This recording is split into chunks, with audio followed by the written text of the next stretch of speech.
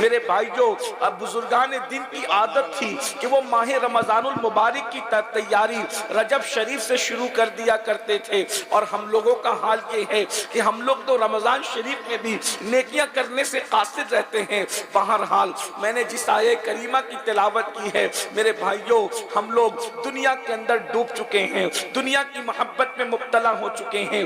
دنیا دنیا، ہائے دنیا وائے دنیا، انسان دنیا کے اندر اتنا غرق ہو چکا ہے کہ وہ اللہ کو بھول چکا ہے، وہ آخرت کو بھول چکا ہے۔ ہمارا ذہن یہ بن چکا ہے مولانا کچھ بھی کرو اللہ رحیم و کریم ہے، وہ ہمیں جنت عطا فرمائے گا۔ یہ بات یاد رکھنا کہ کچھ بھی کرو اللہ رحیم و کریم ہے، وہ جنت عطا فرمائے گا۔ یہ ہماری فکر کو شیطان نے اغوا کر لیا ہے، یہ شیطان کا مکر ہے، یہ شیطان کی چال ہے۔ میرے بھائیوں، اگر کچھ بھی کرنے پر اللہ جنت دے گا تو اس آیت کا مطلب کیا ہے؟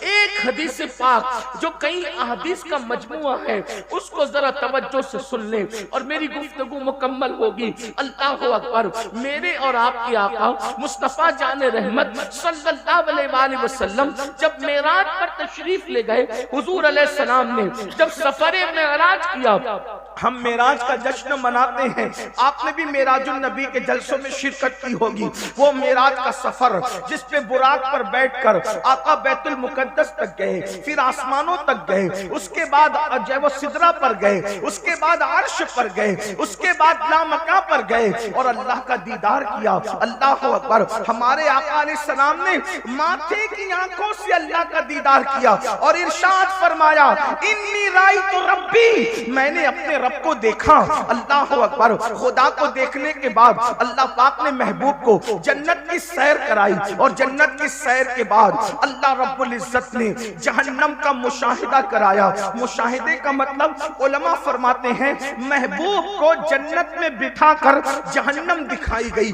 حبیب یہ جہنم دیکھیے۔ اب اللہ کے رسول علیہ السلام نے جو جہنم کا ماحول دیکھا اس کو بیان فرمایا، اس کو ذرا سن لے۔ یہ معراج النبی کے بیان کا ایک حصہ ہے۔ اور اللہ پھر سوچو کہ ہم کہاں ہوں گے، ہماری کیفیت کیا ہوگی۔ اللہ کا عذاب کیا ہے؟ قرآن کہتا ہے ان بطش ربک لشدید، تیرے رب کی پکڑ بڑی سخت ہے۔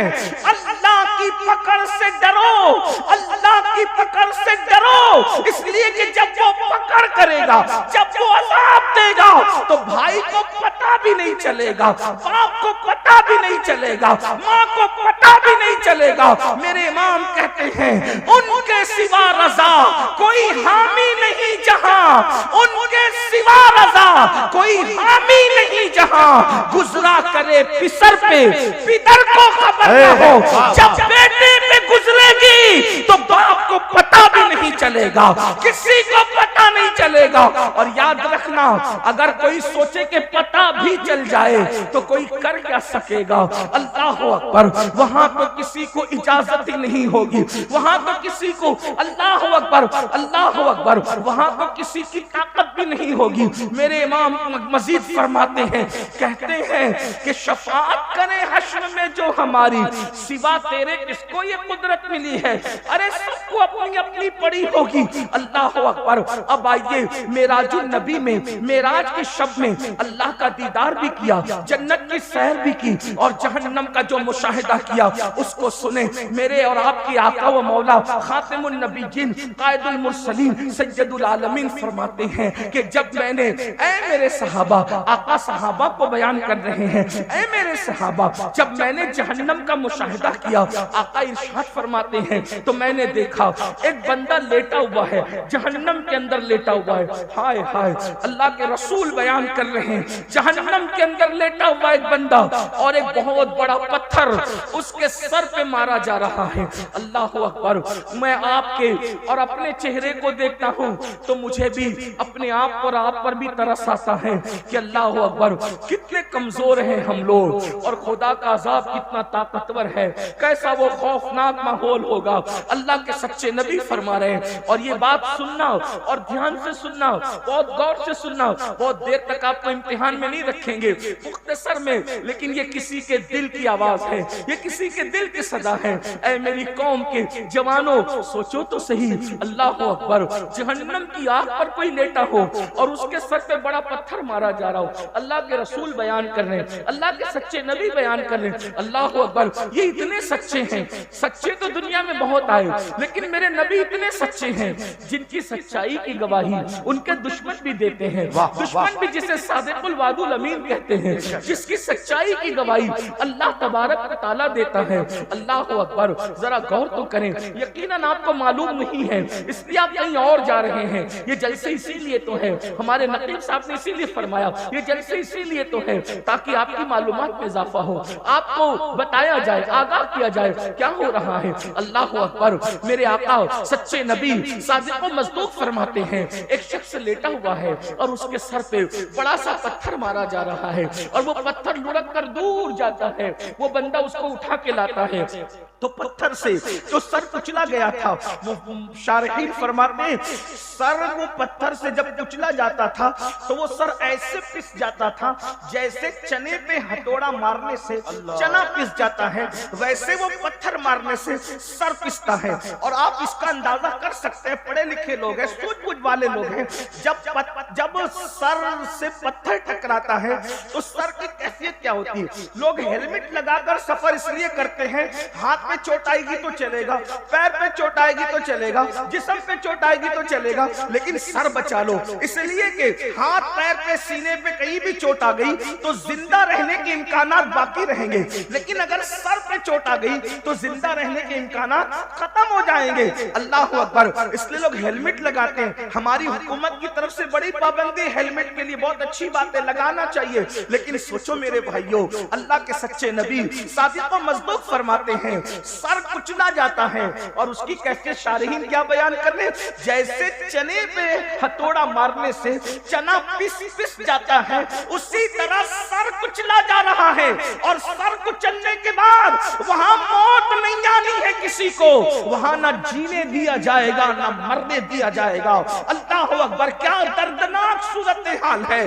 اللہ اکبر، آقا فرماتے ہیں پتھر لڑک کر جاتا ہے، سر پھر درست کر دیا جاتا ہے، پھر پتھر مارا جاتا ہے، پھر وہ ویسے ہی پس جاتا ہے، پھر پتھر لڑک کر جاتا ہے، پھر لایا جاتا ہے، سر ویسے ہی پس جاتا ہے۔ میرے آقا فرماتے ہیں میں نے جبریل سے پوچھا، اے جبریل یہ کون لوگ ہیں اور ان کو یہ دردناک عذاب کیوں دیا جا رہا ہے؟ تو جبریل امین عرض کرتے ہیں یا رسول اللہ صلی اللہ علیہ وآلہ وسلم، یہ لوگ نماز نہیں پڑھتے تھے دنیا میں، اس لیے ان کا یہ حال ہے۔ اللہ اکبر، میرے بھائیوں آپ سے پوچھنا چاہتا ہوں، آپ لوگ 4 گھنٹے سے، کوئی 5 گھنٹے سے، کوئی 3 گھنٹے سے اس جلسے میں بیٹھا ہوا ہے، لیکن آپ سے پوچھتا ہوں کتنے شوق سے جلسے میں آتے ہو، جلسے گھنٹوں چلتے بیٹھتے ہو، اللہ اکبر، لیکن نماز پڑھنے میں کتنا ٹائم لگتا ہے؟ صرف 10 منٹ کا ٹائم لگتا ہے، ایک وقت کی نماز میں صرف 10 منٹ کا ٹائم، اور اگر 5 وقت پڑھنے تو صرف 50 منٹ کا ٹائم لگتا ہے۔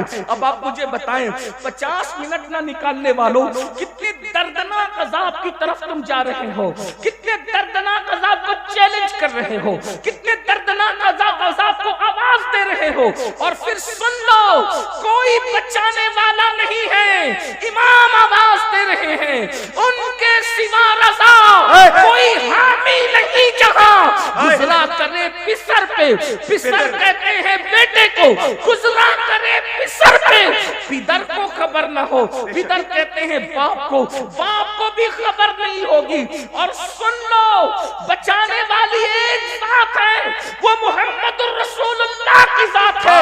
اب ان کی حدیث سنو، آقا ارشاد فرماتے ہیں کہ جس نے جان بوجھ کے نماز چھوڑ دی قیامت کے دن اس کے ساتھ میرا کوئی وعدہ نہیں ہے۔ اللہ اکبر، دھوکے میں مت رہنا، اللہ کے رسول نے آگاہ کر دیا، حضور علیہ السلام نے آگاہ کر دیا، ان کے ساتھ میرا کوئی وعدہ نہیں ہے۔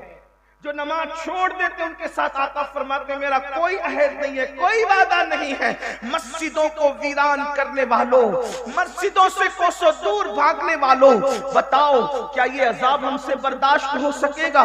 کیا یہ عذاب ہم برداشت کر سکیں گے؟ نہیں نہیں، ہرگز نہیں۔ اپنی جوانی پر رحم کھا لو، اپنی ہڈی چمڑے پہ رحم کھا لو، اپنے آپ پہ رحم کر لو۔ میں آپ سے کسی اور کے لیے رحم کی بھیک نہیں مانگ رہا ہوں، میں آپ سے آپ کے لیے رحم کی بھیک آپ سے مانگ رہا ہوں۔ نہیں برداشت کر سکیں گے۔ یہ دنیا چند سال کی ہے، یہ دنیا میں چند دن جینا ہے، پھر موت ہے۔ روح کا رشتہ جسم سے ٹوٹ جائے گا میرے بھائیوں، مر جاؤ گے، موت آنی ہے، حق ہے، موت برحق ہے۔ موت سے کس کو رستگاری ہے؟ آج وہ، کل ہماری باری ہے۔ مرنا چاہو گے تو بھی موت آئے گی، نہیں مرنا چاہو گے تو بھی موت آئے گی۔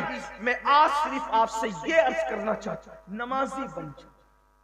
صرف آج ایک بات پر عہد کر لو، نماز پڑھیں۔ 10 منٹ کا ٹائم، بھائیوں پان بھی کھاؤ نا، پان تو پان کھانے میں بھی 10 منٹ سے زیادہ کا ٹائم لگتا ہے۔ پان کھانے کے لیے بھی 10 منٹ سے، نماز کے لیے تو پان کھانے سے بھی کم ٹائم میں نماز ہو جاتی ہے۔ صرف 10 منٹ دیجیے اور جہنم سے بچ جائیے۔ 10 منٹ دیجیے اور مصیبتوں سے بچ جائیے۔ 10 منٹ دیجیے اور اللہ کے عذاب سے بچ جائیے۔ یقین جانیے جس دن تم مسجد کے قریب آؤ گے وہ دن دنیا کی خوشیوں کا دن بھی ہوگا اور آخرت میں نجات کا دن بھی ہوگا۔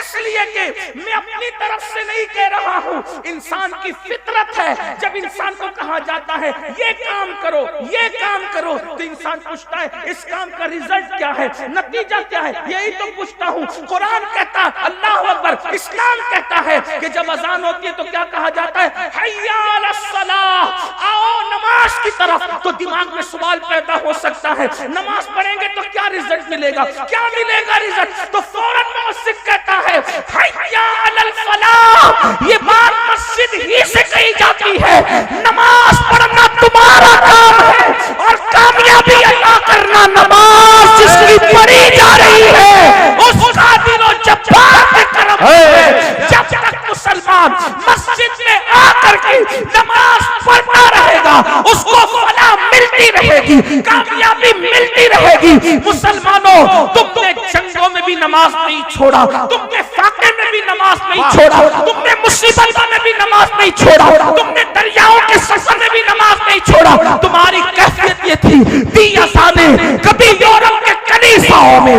اور افریقہ کے تپتے ہوئے صحراؤں میں، دشت تو دشت ہے، دریا بھی نہ چھوڑے ہم نے، بحر سلمان میں دوڑا دیے گھوڑے۔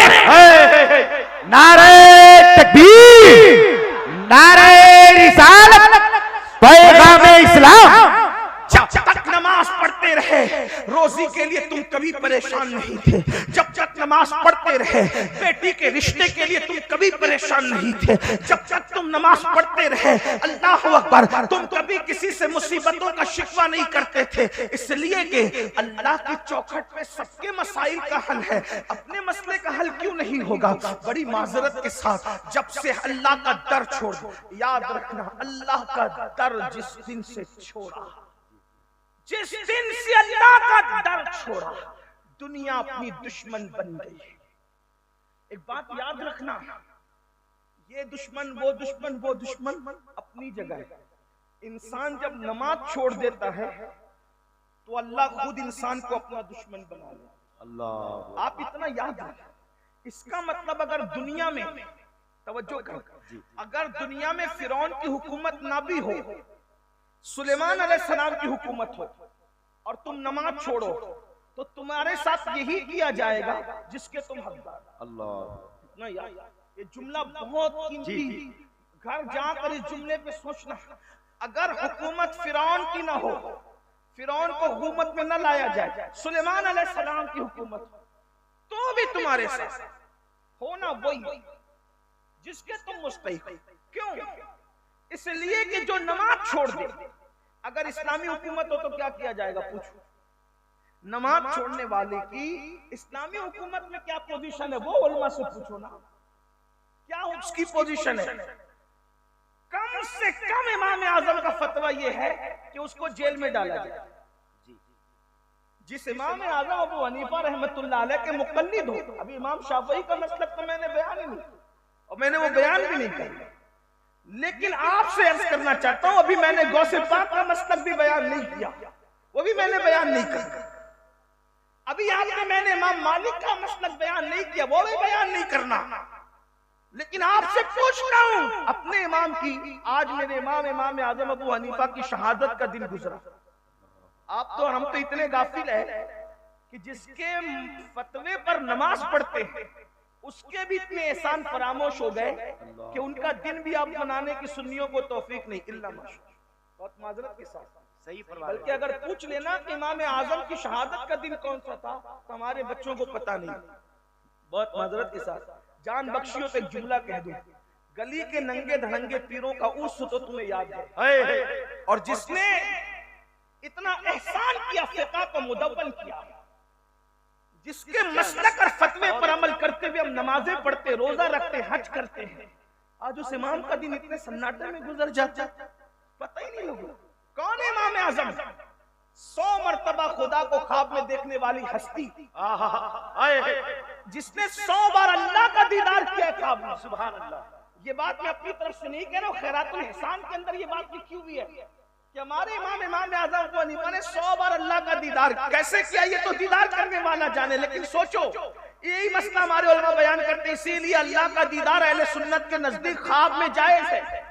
अल्लाह को कोई दुनिया में माथे की आंख से नहीं देख सकता, लेकिन ख्वाब में खुदा का दीदार मुमकिन है। ये हमारे उलमा मसला बयान करते हैं। बारे शरीयत भी आप उठा करके देख लें, सब सनाबिल शरीफ भी आप उठा करके देख लें, इसी तरह खैरातुल एहसान उठा करके आप देख लें, आपको पता चलेगा। सोचो तो कितना बड़ा वली, कितना बड़ा वली, कितना बड़ा वली, अरे कितना बड़ा वली, दाता अली हुजवेरी का इमाम, दाता अली हुजवेरी का इमाम आजम है, गरीब नवाज का इमाम आजम है, साबिर कलियर का इमाम आजम है, महबूब इलाही का इमाम आजम है, अल्लाह अकबर कुतुबुद्दीन बख्तियार काकी का इमाम आजम है, और हम सुन्नियों के इमाम आला हजरत का इमाम भी इमाम आजम है।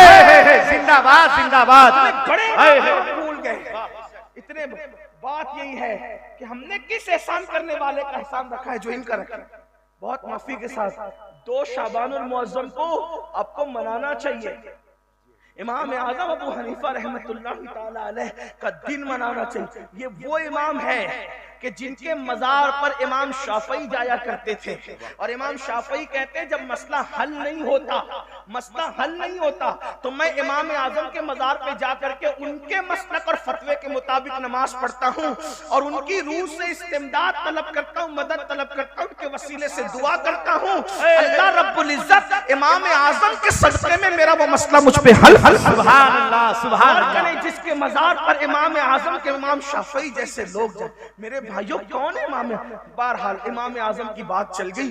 अर्ज क्या कर रहा था, कम से कम इमाम आजम का फतवा बेनमाजी के लिए क्या है, उसको कैद में रखा, जेल में डाला जाएगा, जेल में डाला जाएगा। किसको? बेनमाजी को। इसका मतलब यह है कि अगर हुकूमत किसी मुस्लिम ताजदार की भी हो और इस्लामी नुक्ता नजर से तुम नमाज नहीं पढ़ोगे तो जेल में पहले तुम्हें डाला जाएगा। आज जेल से डरते हो, क्यों जेल में डाले जा रहे?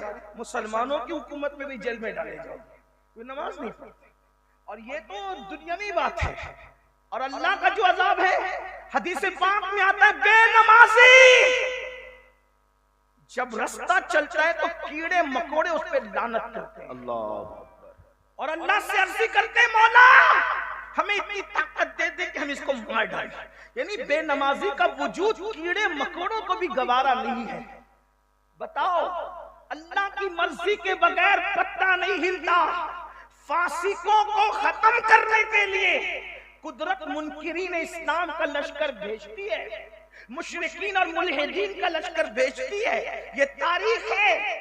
अगर आज आप दीन की तरफ नहीं आओगे तो इससे बदतरीन हालात देखने को मिलेंगे। बतौर बद्दुआ नहीं बल्कि हदीस की रोशनी में तुम्हें आगाह किया जा रहा है। जलसे में आने वालों, अगर दुनिया और आखिरत آخرت کو بہتر بنانا ہے تو اللہ کی پناہ میں آؤ. حدیث پاک ہے, اللہ کے رسول علیہ السلام فرماتے ہیں جو نماز چھوڑ دیتا ہے اللہ اپنی امان کی چادر اس کے سر سے ہٹا لیتا ہے. اللہ اپنی پناہ سے اس کو باہر کر دیتا ہے. لوگوں کو برادری کے باہر ہونے کا خوف ہے. اللہ جس کو اپنی پناہ سے باہر کر دے, اللہ جس کو اپنی امان سے باہر کر دے, اس کا حال کیا ہوگا؟ اس کو تو چوہے بھی کچل ڈالیں گے, اس کو تو مچھر بھی چاٹ ڈالیں گے, اس کو تو اللہ اکبر جانور اور پرندے اور چرندے بھی ختم کر دیں گے, کیونکہ اللہ جس سے پناہ ہٹا لے. یاد رکھنا اللہ کی پناہ بہت بڑی چیز ہے. اگر اللہ پناہ دینے پر آئے, توجہ, اگر اللہ پناہ دے, اگر اللہ پناہ دے تو اللہ کی پناہ کی شان یہ ہے کہ وہ مکڑی کے جالے سے بھی بڑے سے بڑے طاقتور کی حفاظت کر لیتا ہے. دنیا میں اگر آپ سے کوئی پوچھے نا کہ سب سے بڑا طاقتور دنیا میں کون ہے, دنیا میں سب سے بڑا طاقت, آنکھ بند کر کے کہنا محمد رسول اللہ. آنکھ بند کر کے کہنا. کیوں؟ اس لیے کہ جو اشارے سے چاند ٹکڑے کر دے, اس سے بڑا طاقتور کون ہو سکتا ہے خدا کی مخلوق میں؟ اشارے سے تو میرے بھائی کاغذ بھی نہیں پھٹتا. چیلنج ہے تمہارے جھارکھنڈ کے بڑے سے بڑے پہلوان کو لے آؤ اور بولے اشارے سے کاغذ پھاڑ کے بتا دے. اشارے سے تو اشارہ ہے, ایک انگلی سے تو کاغذ بھی نہیں پھٹتا. کاغذ پھاڑنے کے لیے بھی کم سے کم 2 انگلیاں چاہیے. لیکن اللہ اکبر, یہ کیا طاقت ہے کہ جبل ابو قبیس میں کھڑے ہو کے صرف اشارہ کرتے ہیں اور چاند ٹکڑے کر دیتے ہیں, اشارہ کر کے سورج کو پلٹا لیتے ہیں, اشارہ کر کے درختوں کو اپنے پاس بلا لیتے ہیں. ایسی طاقتور ہستی جب غار میں ہوتی ہے تو خدا اس طاقتور ہستی کو کس سے بچاتا ہے؟ مکڑی کے جالے سے. اور دنیا میں مکڑی کے جالے سے کمزور کوئی چیز نہیں. دیکھو حضور سے طاقتور کوئی مخلوق نہیں اور مکڑی کے جالے سے کمزور کوئی چیز نہیں. علماء کہتے ہیں تار عنکبوت اتنا, بلکہ قرآن نے کہا کتنا کمزور ہے. سورہ عنکبوت کے اندر سب سے کمزور ہے تار عنکبوت, مکڑی کا جالا. ایک دن کا دودھ پیتا بچہ بھی اگر انگلی ایسے کر دے تو مکڑی کا جالا ٹوٹ جائے, اتنا ہی کمزور ہے. لیکن میرے اللہ کی شان, اتنی طاقتور ہستی کو اتنے کمزور مکڑی کے جالے سے بچا کر بتاتا ہے. ہم بچانا چاہتے تو اس شان سے بچا. دیکھو, اور 500 سال تک حکومت کرنے والے کو ایک مچھر سے, اتنے کمزور مچھر سے ناک میں گھسا کے ہلاک کر دیتا ہے. تو کیا بتا رہا ہے؟ اللہ کی طاقت سب سے بڑی ہے, تمہاری نہیں. اس کا پلان سب سے بڑا ہے, تمہارا نہیں. اس کا منصوبہ سب سے بڑا ہے, تمہارا نہیں.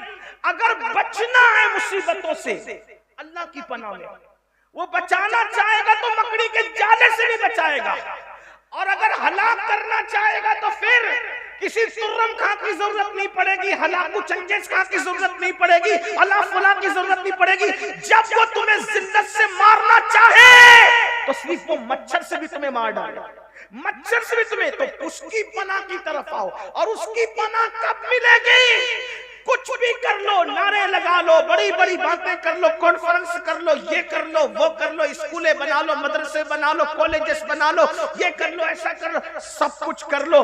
جب تک اس کی بارگاہ میں جھکو گے نہیں, سجدہ کرو گے نہیں, نماز پڑھو گے نہیں, اس وقت تک کہ اللہ کی پناہ ملنے والی نہیں. کیونکہ اللہ کے رسول سے فرما دیا گیا جو نماز چھوڑ دے وہ اللہ کی پناہ سے باہر ہو جاتا ہے. پھر ذلت اس کا مقدر, رسوائی اس کا مقدر, ذلیل ہونا اس کا مقدر, مفلس ہونا اس کا مقدر, ستایا جانا اس کا مقدر, پریشان ہونا اس کا مقدر.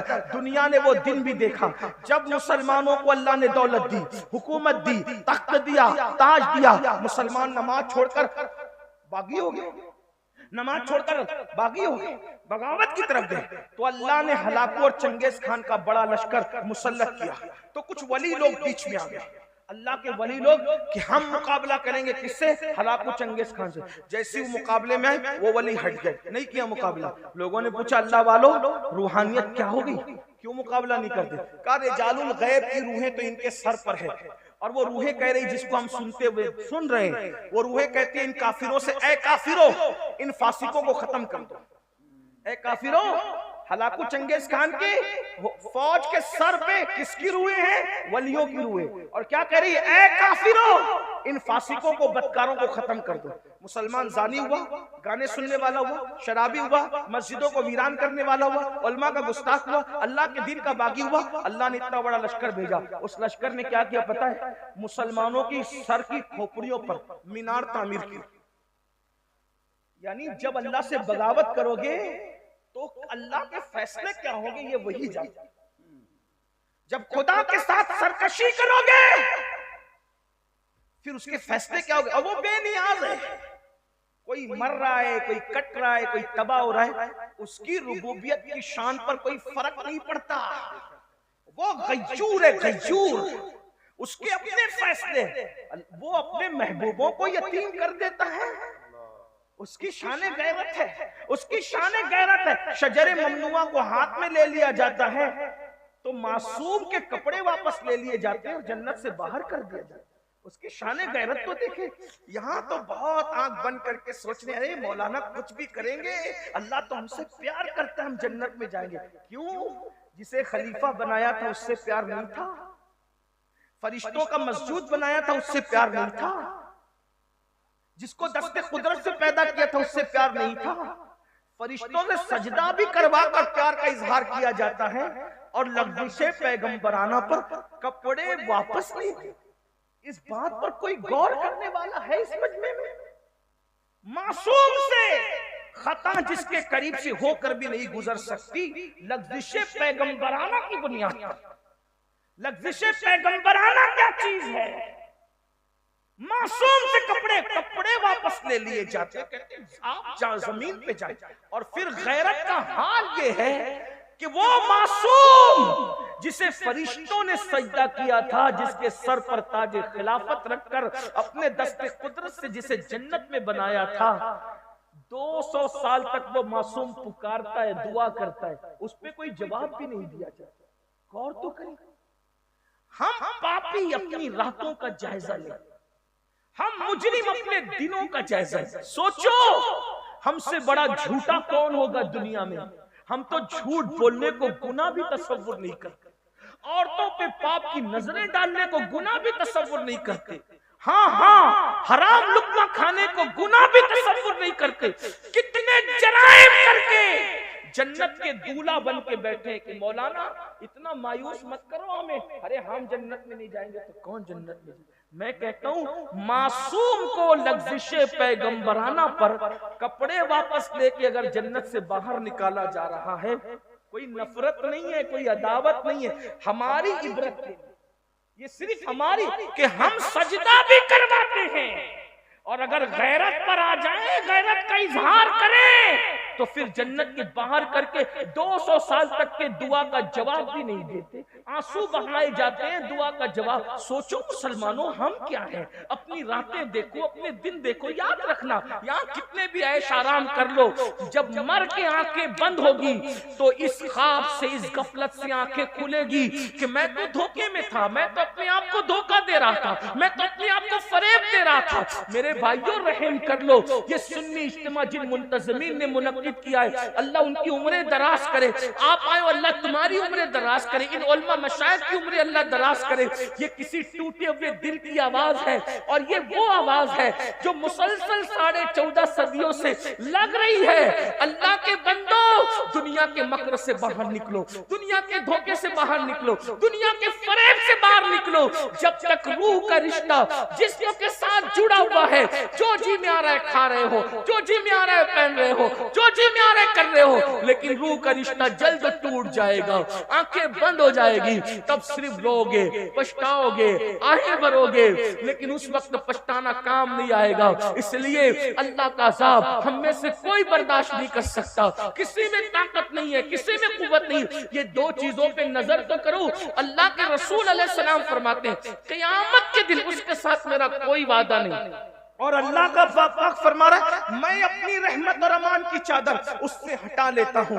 50 منٹ کا ٹائم دینا ہے صرف, آج عہد کر لو. پھر اس کے بعد اللہ کے رسول علیہ السلام فرماتے ہیں, اسی پہ بات اگر بڑھے گی تو بہت بڑھے گی, حدیث دوسری اسی پر آقا فرماتے ہیں, پھر ہم نے جہنم کا مشاہدہ کیا. اللہ کے رسول فرماتے ہیں میں نے دیکھا کہ کچھ لوگ ہیں جو جہنم کے درختوں کے اندر, آگ کے درختوں میں الٹے لٹکے ہوئے.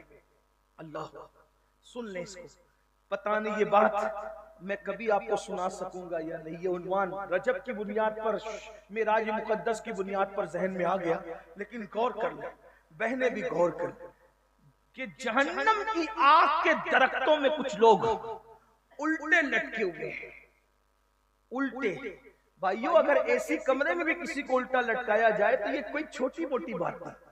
جہنم میں آگ کے درختوں کی شاخوں پر, ہائے کہنے والا کون؟ صادق الوعد الامین مصطفیٰ کریم رؤوف الرحیم صلی اللہ علیہ وآلہ وسلم فرما رہے, کیا جہنم کے آگ کے درختوں پہ الٹے لٹکے ہوئے لوگوں کو جب ہم نے دیکھا, پوچھا جبریل یہ کون لوگ ہیں؟ جبریل امین نے عرض کی یا رسول اللہ یہ ماں باپ کے نافرمان لوگ ہیں, یہ ماں باپ کے گستاخ لوگ ہیں, ماں باپ کے غدار لوگ. ہائے ہائے, کہاں لٹکے؟ جہنم کے اندر, جہنم کی آگ کے درخت کی آگ کی شاخوں پر. کیا حال ہے ان کا؟ آج کل دیکھو کتنے لوگ ماں باپ کی فرما برداری کرتے. نوجوان لڑکے تو ماں باپ کو کیا کہتے ہیں؟ بڈھا بڈھی, ڈوکرا ڈوکری, کیا کیا. ماں باپ کو ماں باپ بھی نہیں کہتے. اور اگر ماں باپ بیچارے بھولی بھالی صورت کے ہوں تو اپنے دوستوں کو ان کا تعارف بھی نہیں کراتے. میں نے میرے ایک دوست کو سنا, جب اسکول پڑھنے کا دور تھا, طالب علم تو ابھی بھی ہوں, اسکول پڑھتے تھے, تو اتفاق ایسا ہوا کہ چند دوست اس کے برتھ ڈے کے موقع پر اس کے گھر گئے. ایک بڈھا بیٹھا ہوا تھا, بڑے میاں, ایک دم میلے کچیلے سے کپڑے پہن کر. دوست بھی اچھے کپڑے میں تھے, وہ جناب بھی اچھے کپڑے میں تھے. پوچھا ہم لوگوں نے کہ یہ کون ہے؟ تو بولے یہ ہمارے گھر میں کام کرنے والا ہے. جیسی کا کام کرنے والا ہے, بڑے میاں کا چہرہ اچانک بدلا, آنکھ میں آنسو آئے, وہ گھر کے اندر داخل ہو گئے. ایک کام کرنے والا اتنا بے تکلف تو گھر میں داخل نہیں ہوتا. جب بعد میں پتہ کیا گیا تو معلوم پڑا کہ وہ اس کا باپ تھا, لیکن میلے کچیلے کپڑوں کی بنیاد پر اور بھولی بھالی صورت کی بنیاد پر وہ اپنے دوستوں کو بتانا نہیں چاہتا تھا کہ یہ میرا باپ ہے. اتنے بدبختی پہ لوگ اتر آتے ہیں. اللہ اکبر. سنو, اب میں نے نماز کی فضیلت بیان کی نا, یہ بھی بزرگوں نے فرمایا جس سے ماں باپ ناراض ہو جاتا ہے اللہ اس کی نمازیں بھی اس کے منہ پہ مارتا ہے. یعنی نمازیں بھی ان کی قبول نہیں ہوتی جس سے ماں باپ ناراض ہو, جو ماں باپ کا دل دکھا. اس کا مطلب یہ ہے کہ مسجد جانے سے پہلے ماں باپ کا چہرہ دیکھو.